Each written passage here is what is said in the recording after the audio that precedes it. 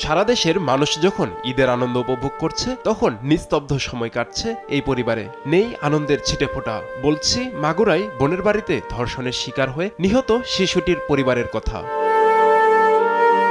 বাড়ির বাইরে দাঁড়িয়ে বোনের স্মৃতি মনে করে কান্না করছে একমাত্র ছোট ভাই। প্রতিবার দুই বোন একসঙ্গে ঈদে মেহেদিতে হাত রাঙালেও এবার জোড়া ভেঙেছে বড় বোনের। বৃদ্ধা দাদি কান্না ভুলে গেছেন নাতনির শোকে। ঈদের দিন আমরা দুই বোনই একসাথে, আমার আপু আমাকে দুই বোনেরই মেহেন্দি দিয়ে দিত।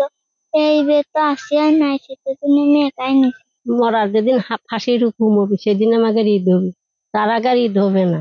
ঈদের আগে সরকার সহ বিভিন্ন ধর্মীয় রাজনৈতিক প্রতিষ্ঠান থেকে কর্মকর্তারা বাড়িতে গিয়ে বিভিন্ন সামগ্রী উপহার দেন। এরপরও আনন্দ উপভোগ করার মতো পরিবেশ নেই শিশুটির বাড়িতে। তাদের একটাই চাওয়া, হত্যার বিচার। আর কত যন্ত্রণা হচ্ছে।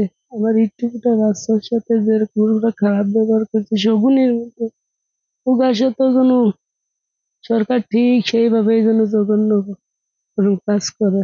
আমার সরকারের কাছে একটা আবদার, যে ওগার তাড়াতাড়ি যেন ফাঁসি হয়। এলাকাবাসীরও চাওয়া শিগগিরই শিশুটিকে ধর্ষণ ও হত্যাকারীদের বিচার নিশ্চিতের। নিউজ ডেস্ক, দেশ টিভি।